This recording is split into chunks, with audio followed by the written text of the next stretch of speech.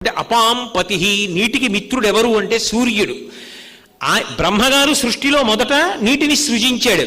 మొట్టమొదట నీటిని తీసుకొచ్చి పోసేవాడు మిహిరా అన్న నామంతో ఉండేవాడు సూర్యుడు. అందుకని బ్రహ్మగారు ఆయన సమానం.